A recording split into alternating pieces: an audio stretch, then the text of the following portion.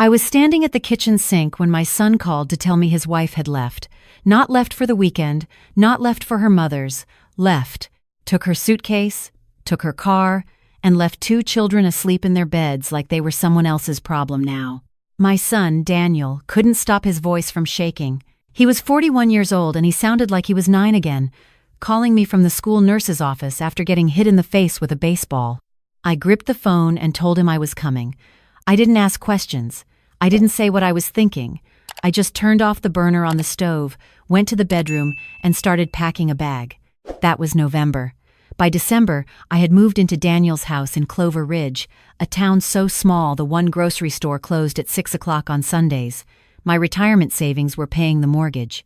Daniel had been laid off 3 months before his wife left the company downsized. They said, nothing personal, and he hadn't found work since. He was trying. I watched him every morning at the kitchen table with his laptop open, his coffee going cold beside him.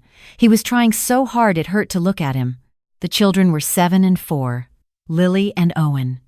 Lily remembered her mother leaving.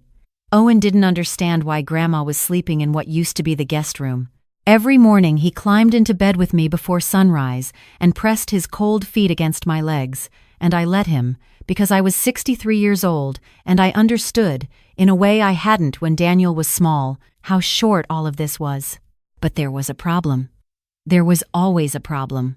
Lily had been having headaches for months. Her mother had taken her to the pediatrician twice, and both times they said it was stress, probably school adjustment, nothing to worry about. But by January, the headaches were waking her up at night. I started keeping a notebook. Dates, times, how long they lasted, whether she vomited, old nurse's habit. I spent 31 years working pediatric oncology at St. Catherine's in Columbus before I retired, and I want to be clear that I did not want to be right. I have never in my life wanted so badly to be wrong about something. The scan confirmed it in February. A tumor. Benign, the neurologist said quickly, watching my face. Benign, but in a location that made it dangerous. Pressing on the wrong things. It needed to come out, and it needed to come out with someone who knew exactly what they were doing, because the margin for error was the width of a hair. The specialist's name was Dr. Patricia Ellison, and she was based in Boston, and she was the best in the country for this particular surgery in pediatric patients. Her office gave me the estimate on a Tuesday afternoon. I sat in my car in the hospital parking garage for 20 minutes before I could drive. $280,000. Out of pocket. Daniel's insurance had lapsed when he lost his job, and the new coverage he'd enrolled in had a clause pre-existing condition, they said, even though Lily had never been diagnosed before. The appeal was pending. The appeal could take 6 to 8 months. Dr. Ellison's first available slot was in 10 weeks. I sold everything I could sell. I called my sister in Arizona. I called old friends from the hospital. I applied for every financial assistance program I could find and was told to wait. I lay awake at night doing arithmetic that never came out right no matter how many times I ran the numbers. That was the state of things when the letter arrived. It came in a plain white envelope with a law firm's return address in the corner. Inside was a single page, formal but not cold, explaining that a Mr. James Whitfield was seeking a companion, his word, for a period of 12 months. Room and board provided, a monthly stipend, and upon completion of the arrangement, a lump sum payment of $250,000. I read it 3 times. Then I turned it over to see if there was something on the back. There wasn't. The letter said I had been referred by a mutual acquaintance who wished to remain anonymous. It said Mr. Whitfield was a private man who valued discretion above all things. It said he was not in good health and required someone with a medical background, not a nurse in a clinical sense, but someone who understood health, who could recognize when something was wrong, who wouldn't panic. It said he had reviewed my professional history and found it exemplary. I sat at the kitchen table for a long time. Daniel was at a job interview in the next town. The children were at school. The house was so quiet I could hear the furnace clicking. I called the law firm the next morning. The meeting was arranged for the following Thursday, at a property outside town, a house I'd driven past 100 times on my way to the highway without ever wondering about it. It sat back from the road behind old pine trees, a large, gray-shingled house that looked like it had been handsome once, and had decided at some point that it no longer needed to bother. A woman let me in, a housekeeper, I thought, though she didn't introduce herself, and brought me to a sitting room that smelled of wood smoke and old books. The fire was going. There was tea on a low table that I didn't touch. James Whitfield came in 5 minutes later. He was taller than I expected. Somewhere in his early 60s, I thought, with gray hair that needed cutting and the kind of thin that isn't a diet but a life.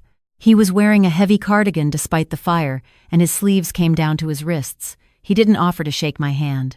He sat across from me and looked at me directly, which I appreciated. A lot of people, when they're about to say something uncomfortable, look at the wall just past your left ear. He didn't do that. "I understand this is unusual," he said. "That's one word for it," I said. Something shifted in his face. Not quite a smile, but close to the neighborhood of one. He explained the arrangement in plain terms. He needed a companion again, that word, someone who was present in the house, who ate dinner with him when his health allowed, who could assess his condition without formalizing it. His own doctor made monthly visits. He was not, he said carefully, looking for a nurse. He had nurses.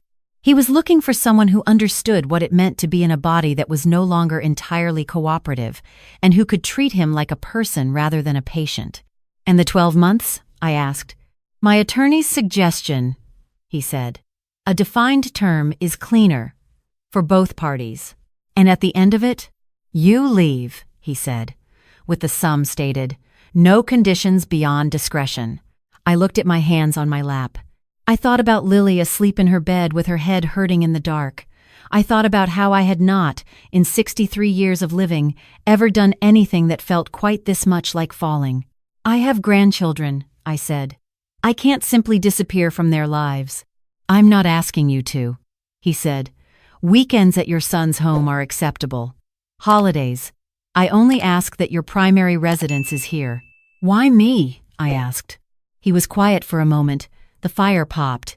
"You were recommended by someone who knows your character," he said. "That's enough." I asked if I could have a few days to think. He said yes. I thought for 2 days, during which I told no one except Daniel, who sat very still and then asked me a question I hadn't expected. "Is he a decent man?" Not "is it safe?" Not "are you sure?" Not "what will people think?" "Is he a decent man?" I said I thought so. I wasn't entirely sure why. I moved in on a Saturday in March.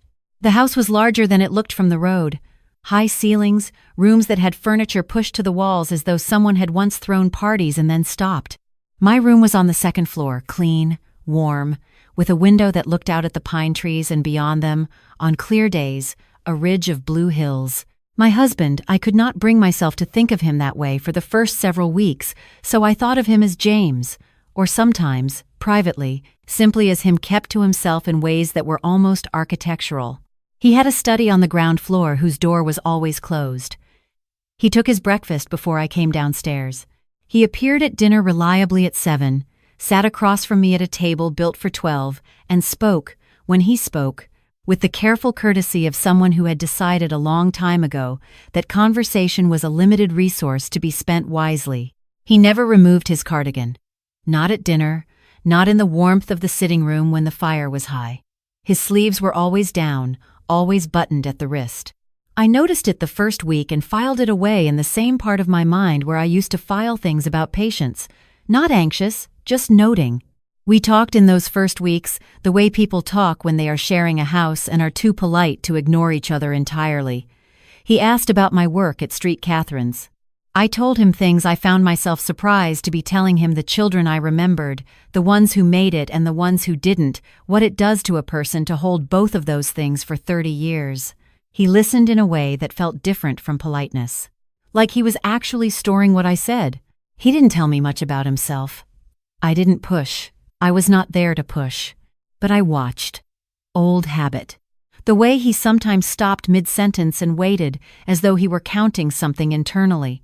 The way he always carried his coffee cup with both hands, even when it was nearly empty. The way he sat slightly angled at the dinner table, so that his right side faced the wall. In April, Lily's appeal came back denied. I read the letter in the car in the driveway and sat there for 15 minutes. Then I went inside and made dinner like nothing had happened, because James was having one of his worst days I'd learned to tell, and my problems were not part of what I had agreed to bring into this house. That night, after he'd gone to bed, I sat at the kitchen table with a yellow legal pad and did the arithmetic one more time. The surgery couldn't wait for October. Dr. Ellison's office had called that week with a cancellation slot 6 weeks away, early May. If we didn't take it, the next availability wasn't until late fall, and Lily's neurologist had said in plain language that waiting was not a conservative choice. I still needed $30,000 to cover the pre-surgical requirements, the anesthesiology fees, the hospital deposit. I don't know how long I sat there, long enough for the kitchen to get cold. James appeared in the doorway in his robe, and I startled. He apologized for startling me. He looked at my face, and then at the legal pad, and then back at my face. "Tell me," he said simply. I almost didn't. I almost said it was nothing. Good night. Sorry I was up so late. But I was tired, and the arithmetic wasn't changing, no matter how many times I ran it, and there was something about the way he said it, not kindly, exactly, but steadily, that made the whole thing come out. I told him about Lily, about the tumor, the surgeon, the insurance, the cost. I told him I hadn't wanted to bring it in with me, that this wasn't what I came here for. I told him I was working on it. He didn't say anything for a while. He sat down at the table across from me, and he folded his hands on top of the table, and I noticed, because I always noticed, that even now, in his robe, at 11 o'clock at night, his sleeves were down. "What's the gap?" he said. $30,000, I said. "For the pre-surgical fees. The rest I have." He nodded once, slowly, like he was confirming something to himself rather than agreeing with me. He got up and went back to bed. I didn't know what that meant, and I told myself it didn't mean anything, and I went back to my arithmetic. In the morning, there was a check on the kitchen table. No note, just the check, made out to Dr. Patricia Ellison's surgical center, for $31,000. I stood in the kitchen holding it for a very long time. Owen came downstairs in his pajamas and asked me what I was holding, and I said, "Just a piece of paper, sweetheart." And he lost interest immediately, the way 4-year-olds do, and asked if we had the kind of cereal with the little marshmallows. I booked Lily's surgery for May 9th. When I tried to talk to James about it that evening, he held up a hand, his right hand, and I noticed for the first time that the motion was stiff, the fingers not quite moving the way they should. "You don't owe me an explanation," he said. "And I don't need thanks." "I wasn't going to thank you," I said. "I was going to ask why." He looked at the fire. "Because it was possible to help," he said. And so I did. I let it go. But I thought about his hand. Lily's surgery was on a Thursday. I drove to Boston the Wednesday before and stayed in a hotel near the hospital and called Daniel every few hours. The surgery was 7.5 hours. Dr. Ellison came out to find me in the waiting room at 4:30 in the afternoon and told me it had gone as well as it possibly could have. I sat in a hospital waiting room chair and covered my face with my hands and cried in a way I hadn't since Daniel's father died. Big, ugly crying that I didn't try to stop. When I came back to Clover Ridge on Saturday, James was sitting in the front room with a book. He looked up when I came in. "She's good," I said. "She's going to be good." He nodded. And I saw something happen in his face, not just relief on my behalf, but something older and deeper than that, something that looked like a wound that had been pressed and then released. I didn't ask. Not then. But the question I was holding had company now. The hand, the sleeves, the way he sat angled at the table, the study door that was always closed. One night in June, I came downstairs at 2 a.m. because I couldn't sleep, and the study door was open. Not wide open. Maybe 4 inches, but open, which it had never been since I arrived. There was no light inside. I didn't go in. I stood in the hallway and I could see, in the thin light coming from the window at the end of the hall, the shape of the room. Bookshelves, a desk, and on the wall photographs, a lot of them. Too many details to make out in the dark. I went back to bed. In July, James had a bad week. I'd seen enough bad weeks by then to know the pattern. A day of unusual stillness, then 2 days where he barely came out of his room, then a slow return.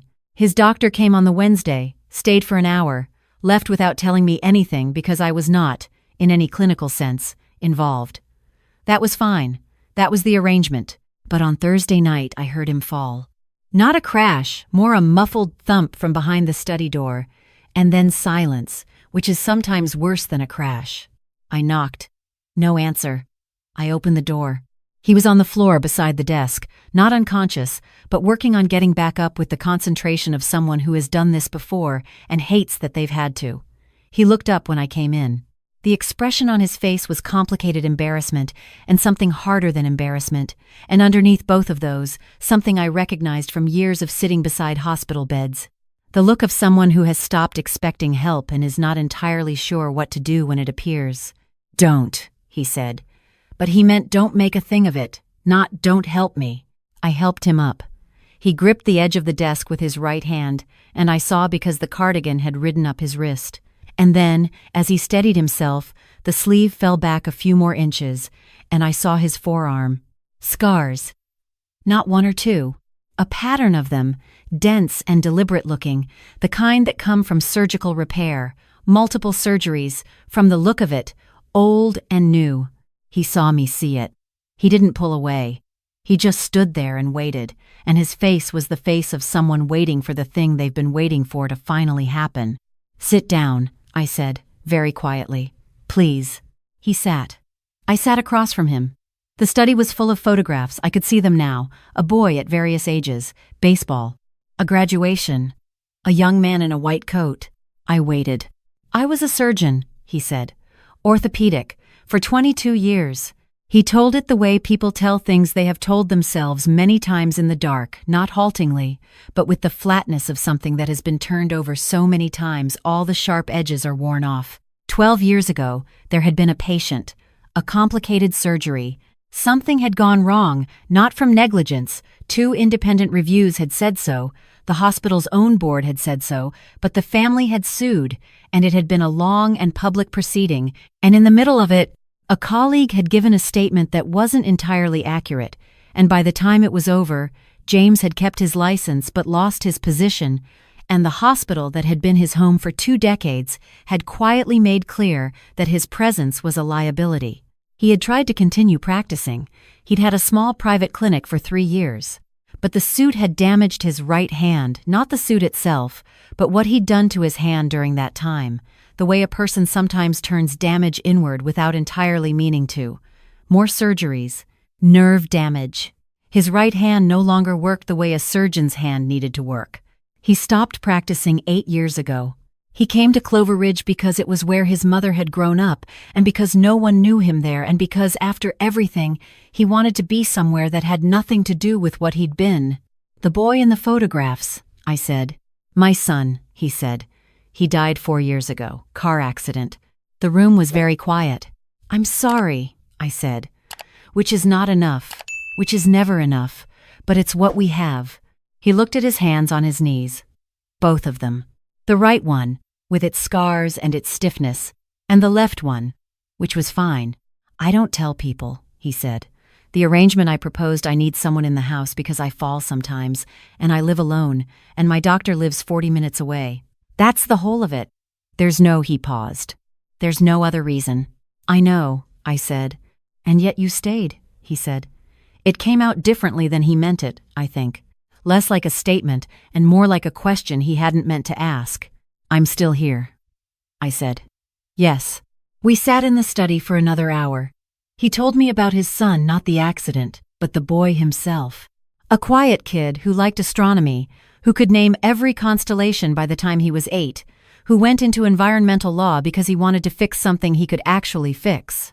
He told me about the year after his son died, which was the year he'd stopped leaving the house almost entirely. I told him about my husband, Thomas, who died of a stroke 11 years ago at 58, and how strange it was to lose someone who had been the main sound in the house, and to suddenly understand that all that time you'd thought you were in a partnership, you had also, without knowing it, been building a way of being alone. James said yes, exactly that. I went to bed at 4 in the morning. In August, I started sitting with him in the study some evenings. He had an extraordinary number of books about birds, I asked, and he said his mother had been a birder, and he'd inherited the books and kept them because they were hers, and then one winter, with nothing else to do, He'd actually read them. And now he supposed he was a birder too, though he didn't go out much. I started reading the books. I started pointing out what I saw from the window. He started coming to the kitchen table for breakfast. In September, I called Daniel and told him where things stood and what had happened, not everything, but enough. Daniel was quiet for a long time. Then he asked the same question he'd asked before. Is he a decent man? I said yes. This time, I was certain. In October, James's attorney came to the house with paperwork. The 12 months were concluding in 3 months. There were documents to begin preparing, the attorney said, looking at me with the careful neutrality of someone paid to be neutral. I signed what he put in front of me. James signed what he put in front of him. The attorney left.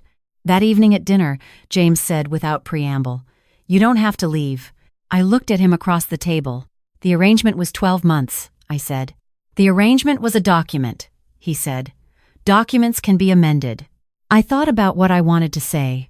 I thought about Lily, who was back in school and had been cleared by Dr. Ellison in September with a follow-up in 6 months. I thought about Owen, who had started calling me every Sunday evening when I wasn't at Daniel's, to tell me what had happened that week in kindergarten with the thoroughness of someone filing an official report. I thought about Daniel, who had finally found a job in November, something in project management that he said was fine. Not great, but fine was enough for now. I thought about this house and the pine trees and the bird books on the study shelves and the way James listened when I talked about the children I'd lost at street. Catherine's, like each one of them deserved to be heard even now. I'll need to be at Daniel's on weekends, I said. And holidays. That was always true, he said. And I'll need my own room. You've always had your own room. James, I said. Dorothy, he said. First time he'd used my name at the dinner table. He always called me Dorothy, but it had been in passing, in the hallway, not sitting across from me like this. I'm 63 years old, I said. I know, he said. I'm 65. That's not what I meant.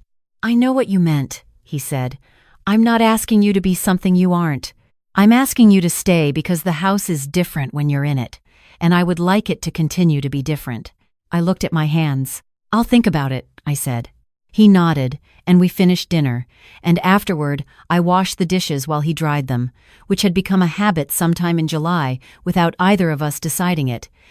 And the kitchen was warm and the windows were dark, with the October night, and somewhere outside, something was moving in the pine trees. I thought about it for a week. I took a walk every morning along the road past the ridge, and I thought about what I was, and what I had, and what the rest of my life was going to look like from different angles. I thought about what I'd said to James the first time I told him about Lily, that I hadn't wanted to bring my problems into his house, that this wasn't what I came for. And I thought about what he'd said when he handed me the check, because it was possible to help, and so I did. No conditions, no negotiation, just the clean, straightforward logic of someone who sees that something is possible and does it. That was, I thought, on one of those October mornings, with the cold coming off the hills and the smell of pine and wood smoke in the air, that was what I had spent my career trying to teach young nurses. You don't help because it feels good. You don't help because you'll be thanked. You help because the person in front of you needs it and it is within your power. I had forgotten, in all the years of working and raising Daniel and losing Thomas and retiring and watching my family come apart at its seams, that the same logic applied outside a hospital. I came back to the house on a Friday evening in October, and James was in the sitting room reading, and his sleeves were rolled up to the elbows, both arms, the scars visible in the lamplight, and I understood without him having to say it what it had cost him to sit that way, and that he was sitting that way because I was coming home. I sat in the chair across from him. I'll stay, I said. He turned a page. Good, he said. I picked up the bird book I'd been reading and found my page, and the fire went on doing what fires do, and outside the pine trees were moving in the early dark, and in the morning I would call Owen and Lily and ask them whether they wanted to come see the house and the ridge, and I was almost certain Owen would ask if there were dinosaur bones in the hills, and I would tell him we could look. That was enough. It was, I thought, more than enough. It was the kind of thing that doesn't have a name because it happens slowly and then all at once, and by the time you realize what it is, you're already in the middle of it, and the middle of it is warm, and you stay.